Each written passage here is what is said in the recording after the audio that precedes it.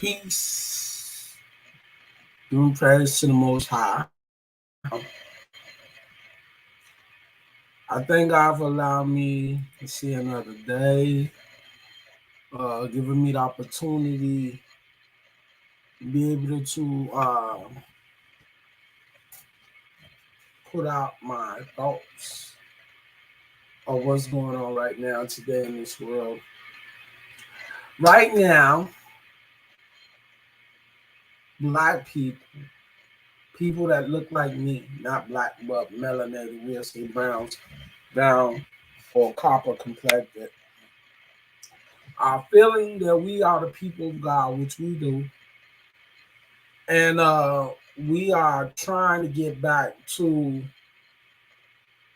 the order of what God established for us to do. It's hard because it's something that we was unaware of, that we was not familiar with, and we did a lot of things that went against the covenant. And the reason why that we are here today throughout the world and being oppressed, and being abused, being killed, being harassed and discriminated against. It's a lot of things that's going against our people that now that we are waking up to understand why the things that happen is happening to us today. So with that being said, is this right? A lot of our people are still learning what it is that we supposed to be doing. And we're still trying to get there. But a lot of people is not trying to understand what is the instruction that God gives of how to understand his laws. Especially with these camps being very influential on our people, on misleading them into doing things that goes against the laws of God. Whatever God says, that what applies. Whatever God said he did away with, that what applies. So when you read like Hosea 2:11, God say he did he said I will cause all her month to cease, her solemn feasts, her new moons, and her Sabbath. A lot of people are still feeling that in order for us to get back to the laws, that we have to uh, keep the commandments, which is true. But the thing is, what people is failing to realize is that whenever Israel came back home, was on writing scriptures now about how God sanctified the people, purified the people, cleansed them from all their wickedness, um, which he said he's going to do again. So once the cleansing came in effect, uh, the atonement, the Day of Atonement, the peace offering, the burnt offering, then God said he would accept us again. And then once we renew that covenant and make that vow to our God, then there's a thing about us reinstituting the the covenant. But first of all, you said he got to cleanse you from all the pollution, all the wickedness. That's what we deal with the fasting on Isaiah 58. You know, all these things have to take place, and see what people not understanding that in order for all these things to take place, the covenant has to be renewed amongst Israelites. And once that is established, the covenant is renewed, There's the fasting. The God said he will remember our land, that he will cleanse us for all the impurity, all, as he said, he will give us a new heart and so forth. And see, we tend to think that we're doing the right thing, which we're not. Because, see, Israel still has not came into the understanding of, in order to be able to do these things, you have to be cleansed. You have to be renewed of a new spirit that God said he will give us. And then we will remember the laws and be obedient to his covenant. And basically, he will return us back to our land. So with that being said, it is this, right? How can you have a Sabbath according to a man's calendar that every time turn around, people was talking about Saturday is a Sabbath day? And if you look up in the scriptures in Numbers 10:10 and Numbers 28 and 10 and 11, God tells you that this new moon was the beginning of your months. Israel do not follow the calendar of a Roman Gregorian calendar. It never was instituted by God, never have, never will be.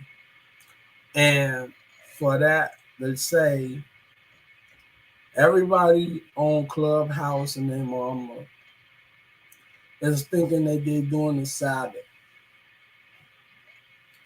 But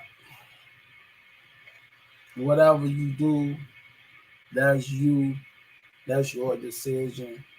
But God says, seek ye out the book of the Lord and read, and none should fail, for it shall not what is meant, for he has gathered them.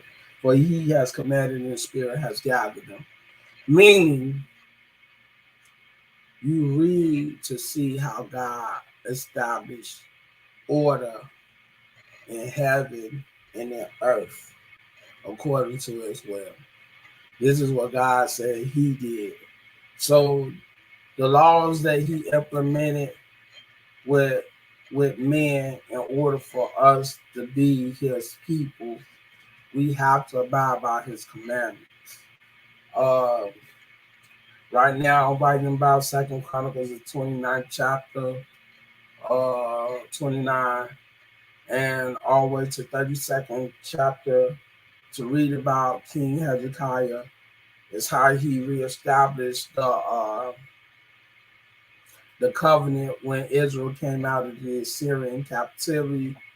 What did he do according to the will of God after his father David, that these things was brought forth to the people after their captivity? No man or woman that I have asked has ever told me or shown me that Israel kept the Sabbath in captivity, not even the feast days. So, with that being said, how can we come back together and try to understand what it is that we're supposed to be doing if people's not trying to read, if people's not trying to be humble enough to understand what is the order of going by the will of God in order to return into the covenant? Why is it that every time I turn around that we always arguing about different beliefs or what you would say understanding of the word of God? So the thing is this, right? If that be the case, then you have to show that anytime that God touched somebody's heart, or his spirit came upon them, that they became a mighty man of God to bring order to the people. Right. Lamentations 2 and 6. Lamentations 2 and 6. Now,